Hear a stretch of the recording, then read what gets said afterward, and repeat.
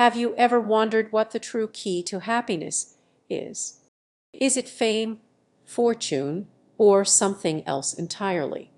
Perhaps the answers lay not in modern self-help books, but in the wisdom of ancient philosophers. Hello, and welcome to Ace Book Talk. Today, we re-diving into a timeless text that offers a surprisingly practical guide to living a happy and fulfilling life, Epicurus' Principal Doctrines. Epicurus, a Greek philosopher who lived from 341 to 270, founded his own school of philosophy known as Epicureanism. During a time of great social and political upheaval in the Hellenistic world, Epicurus sought to provide his followers with a path to inner peace and contentment. Politot to self that they will have you tell you will tell you I'll you I sure you doing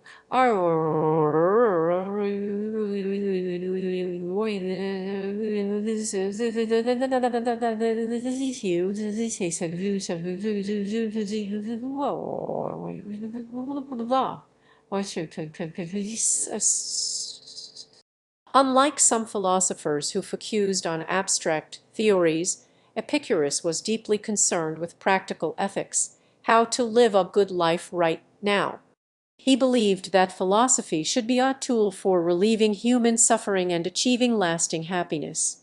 His ideas, while often misunderstood, were revolutionary for their time and continue to resonate with people seeking a more meaningful existence. Principal Doctrines is a concise summary of Epicurus' core beliefs, presented as a series of numbered statements. These doctrines touch on various aspects of life, from the nature of the gods to the importance of friendship. But at its heart, Epicureanism is all about pleasure. Now, before you conjure images of endless hedonism, it's crucial to understand what Epicurus really meant by pleasure.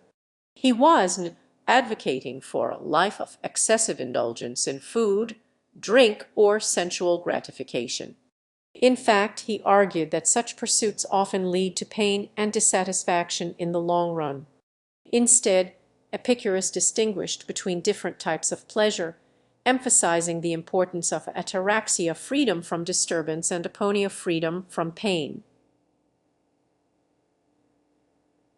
Between different amphithean,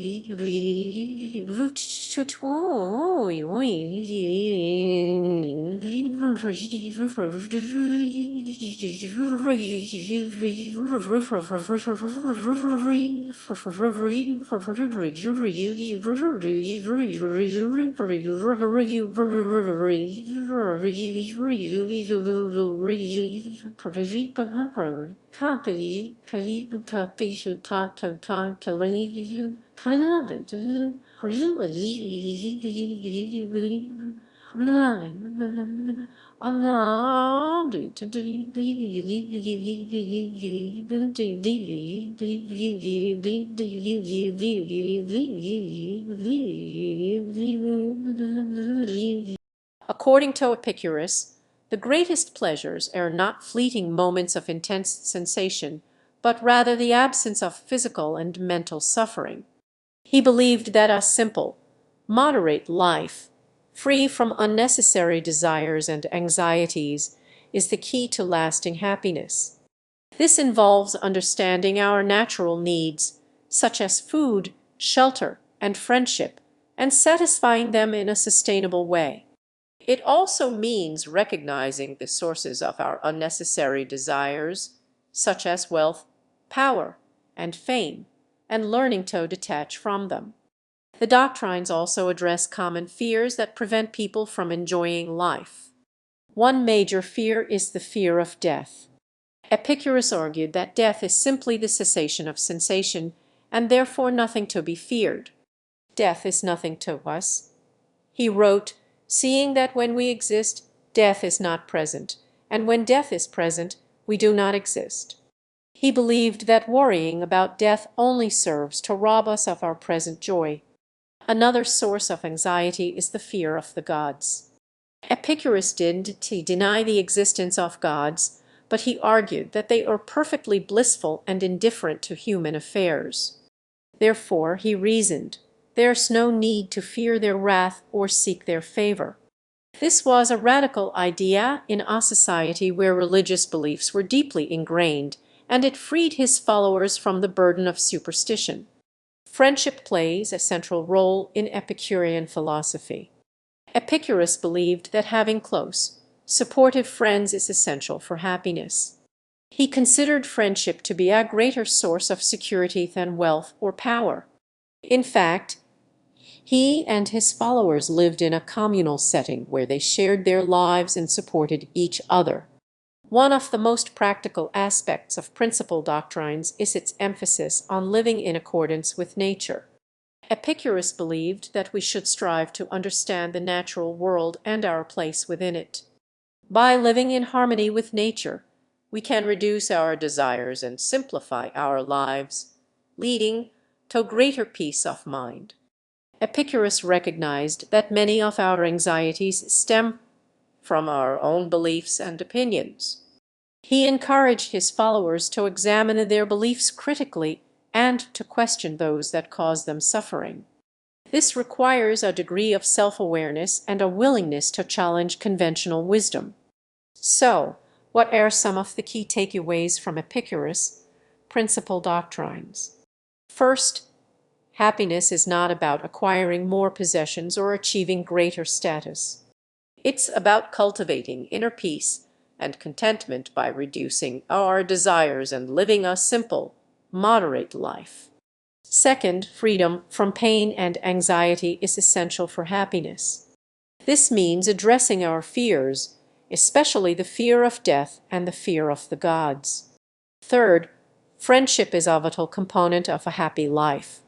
We need close, supportive friends to share our joys and sorrows and to provide us with a sense of belonging.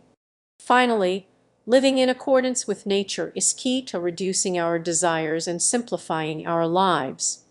Epicurus' philosophy offers a powerful antidote to the stresses and anxieties of modern life. It reminds us that true happiness is not found in external things, but rather within ourselves. By cultivating inner peace, reducing our desires, and nurturing our friendships, we can create a more fulfilling and meaningful existence, regardless of our circumstances. The pursuit of pleasure, properly understood, is the pursuit of a life well lived. And who wouldn't want that? Thank you for joining me on Ace Book Talk.